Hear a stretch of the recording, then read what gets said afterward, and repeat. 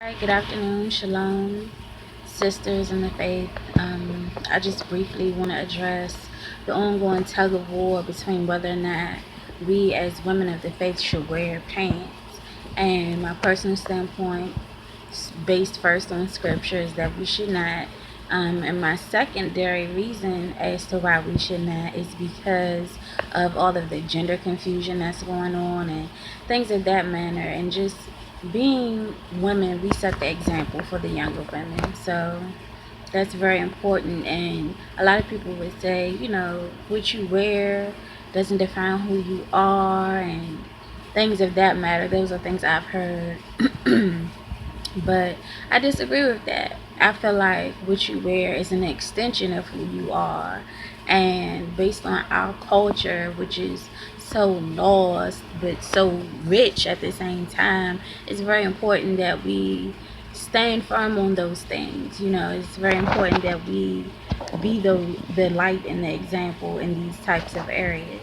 And briefly, I'll go into a situation that happened maybe like 2 months ago or so. It could be three. Don't know exactly the time frame, but about 3 months ago, I was working in a retail store and I had a couple come in shopping for the wife, and the wife wanted to buy like this cat suit type of outfit, bodysuit, jumpsuit. I'm not sure exactly what the term is used for it specifically, but it's the one with the arms and the legs in it, and it's just a full like spandex suit. So whatever that is, she wanted to buy that. He did not want her to buy that, and I was in agreement with him for her not to wear that.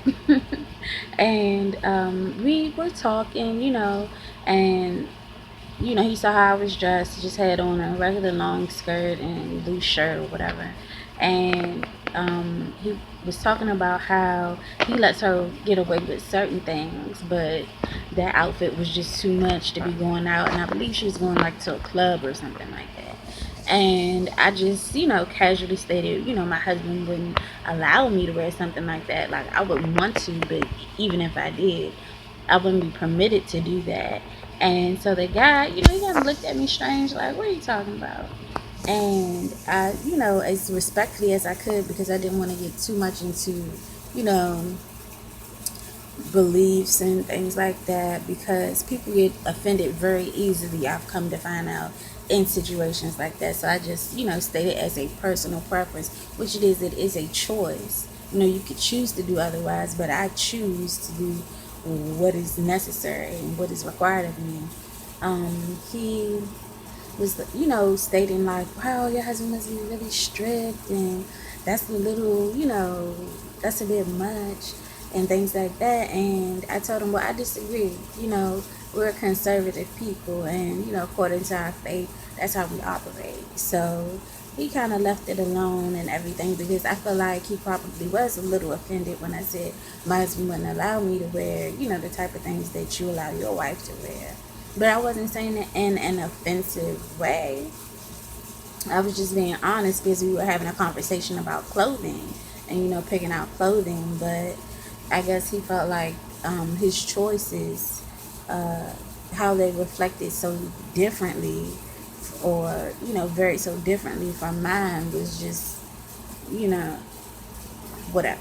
So, with that being said, there are a lot of young women out there who dress very scantily clad and barely have anything on. And, it's up to us to show them how to be beautiful with your clothes on, you know, because that's not something that's often shown or seen, definitely not in the media.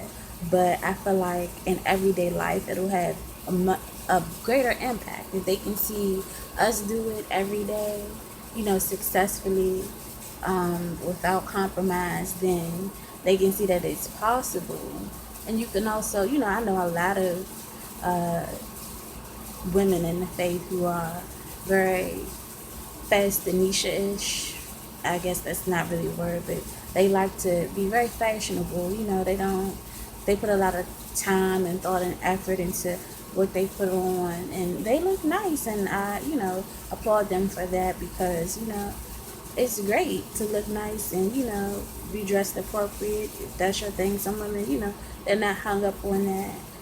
Whatever your preference is, that's on you. I like to look nice for my husband, so that's just me. I was always kind of not so much into trends, but to dress nicely according to what I thought was nice, which usually was well received. But expounding on this, when I was at the Christian church, and in the Christian doctrine, there were a lot of things that I wore that I would never wear now, just out of appropriateness, as far as the fit of the clothing, because that's always something to be considered, even when you're dressing modest. I won't say so much the length, because I grew up in the apostolic church, didn't play that.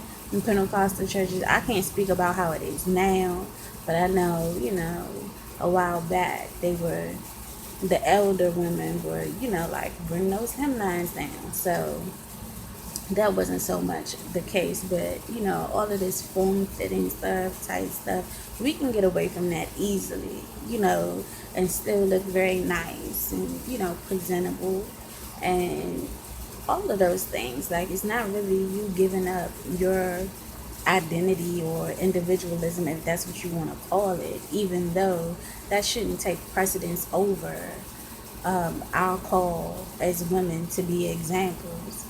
But you can keep part of that, and how you wear your head wraps, and how you hook up your outfits, and whatever else, your color schemes and things like that. You can still incorporate all of those things that you've grown fond of, in your modest apparel, but modest apparel is absolutely 100% necessary.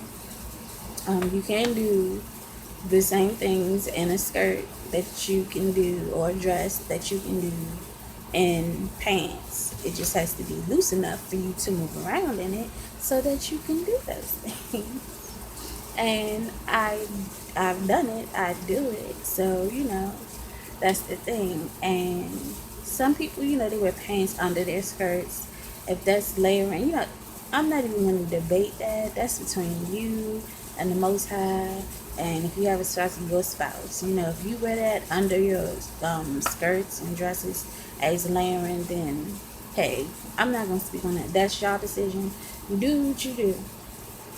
But I'm talking about as clothing, going out and, the workforce.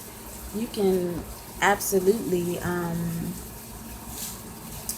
dress presentable. When I say presentable, I'm talking about presentable unto the Most High. I'm not talking about presentable according to the worldly standards, because there's a lot of things that pass in the world that absolutely won't pass in the kingdom. So we're not going to get hung up on that. When I speak about being presentable to the women, it's, according to the standards of the Most High. So, if we put pleasing Him and seeking Him and operating in righteousness above everything else, these things fall into place naturally. They really do. They really do. And one of my associates, I would, every time I bought myself something, I would buy her something to try to build up her, what I call her righteous wardrobe. And she's not completely in the truth. She's aware of the truth, but as of yet, she has not fully accepted the truth. But I will say that having those apparel options do make a significant difference, and it's easy wear. So, that's also something to consider. So, that might be something we all as women can look into, maybe making skirts or buying skirts for other young women for them to have available, to give them that option, because a lot of times people state, well, I don't have money for this and money for that, but if and when you can help out somebody else, definitely take advantage of those opportunities. That way, not only does the excuse or the circumstance disappear, but the opportunity to do right appears, you know. So we just have to keep each other lifted and keep pushing forward, you know, encouraging each other and being there for each other. If you see this video and you have something to add, you know, chime in the comments or, you know, whatever. All right, until the next video, shalom.